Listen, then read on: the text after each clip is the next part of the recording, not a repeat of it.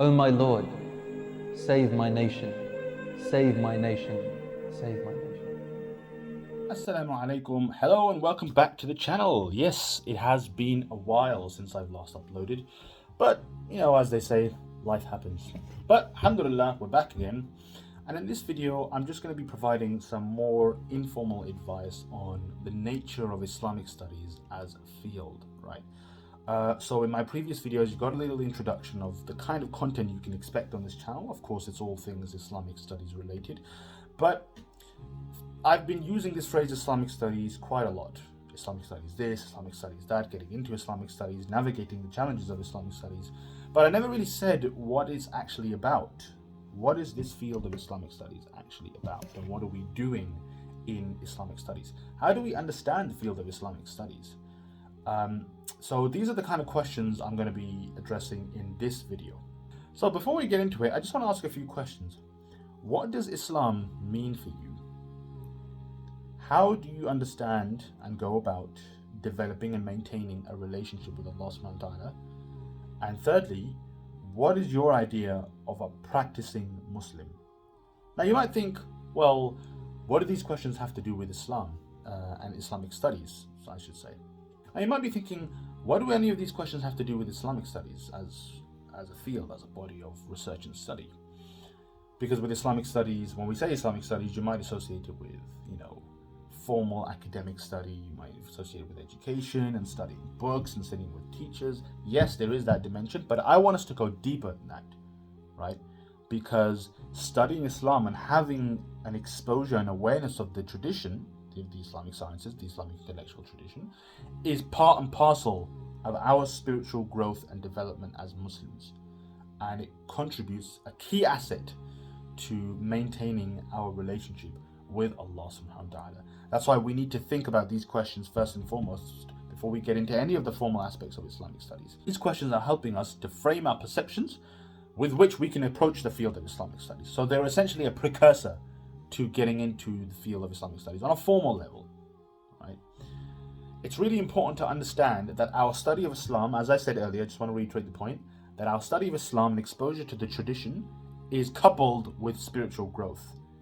I need to hone this in from the get-go, and we need to understand this and drill this into our heads right from the beginning, because it's key, right? It's the key that unlocks the doors to the Islamic tradition.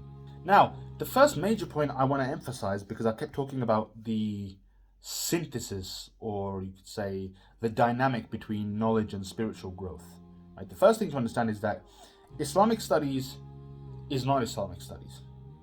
You might think, what do I mean by that?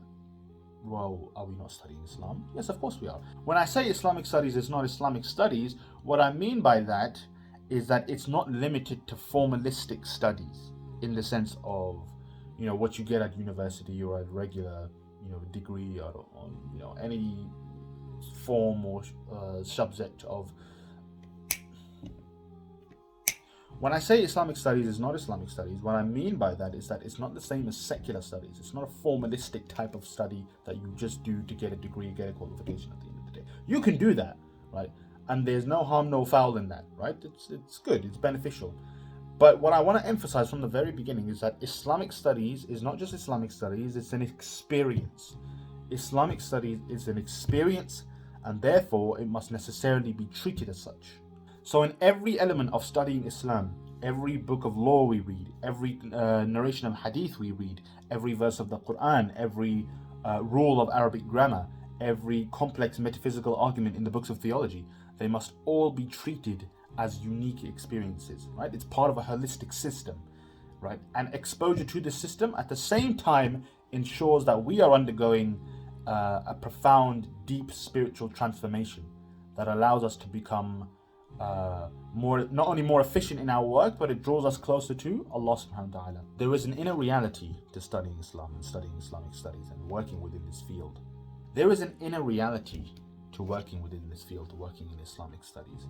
This cannot be denied. This cannot be denied. And if you remove this experiential element from the tradition, then Islamic studies becomes no different from secular academic studies. Not to degrade academia, but just stating facts. It becomes no different from regular academic studies, and you might as well go do a regular degree instead. The reason I keep emphasizing the spiritual dimension of studying Islam and Islamic studies as a field is because when we are studying Islam and we're engaging with the Islamic sciences, we're engaging with scholarly literature, we're sitting in the company of great ulama, experienced scholars, shuyukh, when we're in their company and we're engaging with the tradition and studying these sciences, as I mentioned, whether it's law, theology, Arabic, Quran, Hadith, etc., at the same time, we are undergoing a deep and profound spiritual transformation. At the most foundational level, it affects the very core of our being. And this is something that needs to be internalized when going into the field. The result of this transformation is that it makes us aware of, first and foremost, our shortcomings, because everything we learn and everything we attained, all goodness, is from Allah subhanahu wa ta'ala and Allah subhanahu wa ta'ala alone. None of it is the product of our own works. I never did anything to be worthy of working in this field. I don't deserve it at all. And that's fact. That's fact. It's all from the fadl of Allah subhanahu wa ta'ala. Right? And that's not out of some sense of false modesty. Again, it's just a fact. It is what it is because it's true at the end of the day. I am here because Allah subhanahu wa ta'ala wanted me to be here, as well as all experienced, established students of knowledge and the great shuyukh and ulama of the past. Right? That, alhamdulillah, we've been blessed to be chosen by Allah subhanahu wa ta'ala to be working in this field and doing this work. The next important thing I want to emphasize is maintaining clarity, not necessarily clarity, but I should say the etiquettes that we approach Islamic studies with. And it's really important to clarify here that in order to determine the correct etiquette, identify the correct etiquette with which we can approach Islamic studies, we have to go back and refine our intentions. And whenever I mention this word intentions, what always comes to my mind is one of the very first, if not the very first hadith in Sahih Bukhari, where the Prophet ﷺ tells us that إِنَّمَا الْأَعْمَالُ بِالنِّيَّاتِ وَإِنَّمَا لِكُلِّ امْرِئٍ مَّا نَوَىٰ. Right? That every action is by its intention. All actions are by their intentions at the end of the day. فَمَنْ كَانَتْ هِجْرَتُهُ إِلَى اللَّهِ وَرَسُولِهِ, that whoever migrates for the sake of Allah and His Messenger, فَهِجْرَتُهُ إِلَى اللَّهِ وَرَسُولِهِ, that his migration is for Allah and His Messenger. So whoever intends, meaning whoever intends to work and strive for the sake of Allah Azza wa Jalla and His Messenger sallallahu alaihi wasallam, then that's what he'll get in return. Meaning that's what his intention is. And vice versa for the dunya. If you're striving and you're working with the intention of some sort of worldly gain and benefit, then that's what your intention is, that's what you'll get in return. So when we refine our intentions, what we find is that we have greater clarity in our vision, our goals and objectives, and what we want to get out of Islamic studies and working within the tradition, right? This is what inspires us in our pursuit of sacred knowledge. It strengthens us. It should be a source of solace, of hope, of determination, right? That should strengthen our resolve, because there will be times when it gets difficult. There will be times when we doubt our intentions. There will be times when we're unsure of our intentions. There will be times where we feel unworthy of even being in this field. And I'm speaking from my very limited experience here. But at the same time, going back to intentions is key, because overcoming those doubts and those contentions and those negative thoughts is done through inspiration. And that inspiration comes from redefining and renewing our intentions. We have to go back to our intentions all the time, because it's very easy to stray, and we ask Allah Azza wa Jalla to protect us from this. It's very easy to stray from our intentions. People, you'll be working in the field and all eyes will be on you. There's a lot of pressure. All eyes will be on you. People will be looking at you from afar. They'll have expectations of you. They'll view you with great esteem, great reverence. They'll have a lot of respect for you. And that's very overwhelming. That can be very overwhelming, and it can cloud our judgment, and it can take us away from our intentions. So renewing our intentions prevents that. And we ask Allah Azza wa Jal to give us the tawfiq to constantly renew our intentions and keep them firm on the straight and narrow, on the sirat al-mustaqim. So if we're serious about seeking knowledge and the nature of knowledge and transmitting this knowledge, we have to be transparent. This actually links back to the previous point I made about intentions as well. If our intentions are sound, then our actions will reflect that, right? Again, إِنَّمَا الْأَعْمَالُ بِالنِّيَّاتِ, all actions are by their intentions, right? And our transparency is a reflection of that sincerity, right? If a person maintains transparency in how they conduct themselves, in how they transmit the knowledge that they've learned, in terms of what they've been taught, how they've been taught, by whom they've been taught, they maintain transparency in their religious education and religious instructions at all times, then this is a great indicator as to the sincerity of such a person, right? Whether they're debating differences of opinion on matters of law, whether they're debating key questions of theology, whether they are trying to understand Quranic language so as to facilitate the interpretation of Quranic verses, and they are transparent. The sources they use, the precedent for their opinions, the evidence for their arguments, or the justification of what rulings they taken in questions of law, questions of fiqh, and why they've taken those rulings. This is how we maintain transparency, right? And we always go back to the most relied upon sources, the classical scholars of Ahlul Sunnah that have been unanimously accepted within the tradition.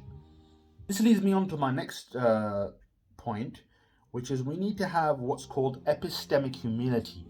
We need to be humble in our pursuit of knowledge, because arrogance will destroy us. Arrogance will destroy us. It's a fire that burns through our good deeds. Wallahi.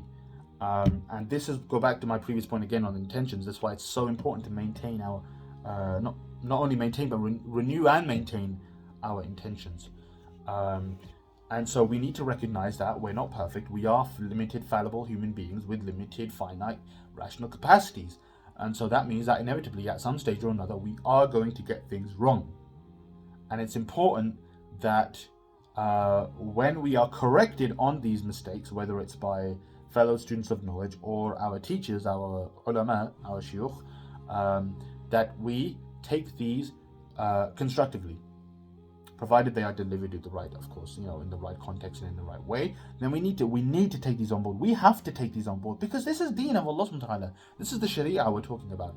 It's not a matter of, book written by fulan or so and so, any superficial kind of knowledge or secular studies and that kind of thing. This is the deen of Allah subhanahu wa ta'ala, and it affects us not only here in this life, but it affects us in the akhirah, our fate in the afterlife.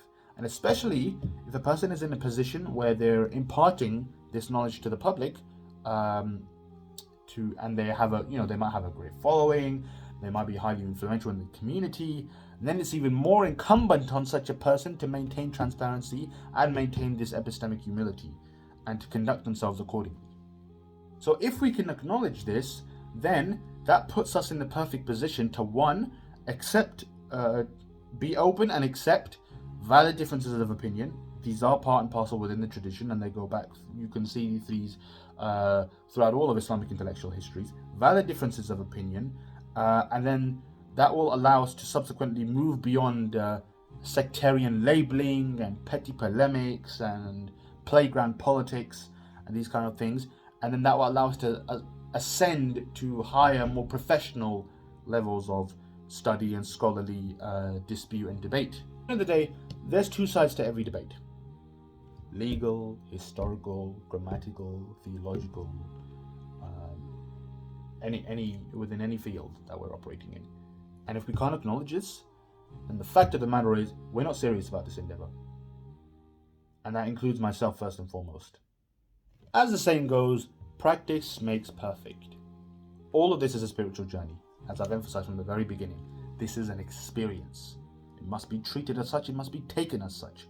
It requires immense focus, discipline, commitment, dedication, sacrifice, working to master the craft.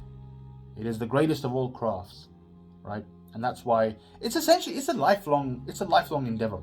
It's a lifelong endeavor. But we have to work as hard as we can with the best etiquette that we can cultivate, using, again, immense discipline, sacrifice, patience, determination, himma, aspiration also. There's just some informal thoughts, some bits of advice and things for us to take into consideration. What we need to think about, what we need to ask ourselves, the questions that need to be occupying our minds when we enter the field of Islamic studies. And before anybody else, I say all of this first and foremost to myself, because I am a flawed human being, to put it mildly. And we ask Allah Azza wa Jal to give us the tawfiq to remain firm and steadfast in the pursuit of seeking knowledge, seeking sacred knowledge. Ameen. Thank you very much for watching. I hope you enjoyed this video. Please like and subscribe and hit the bell icon to get notifications for future updates and my next video. Do check out my previous videos on the channel as well. You can find them floating around, I don't know, somewhere here or over there, maybe.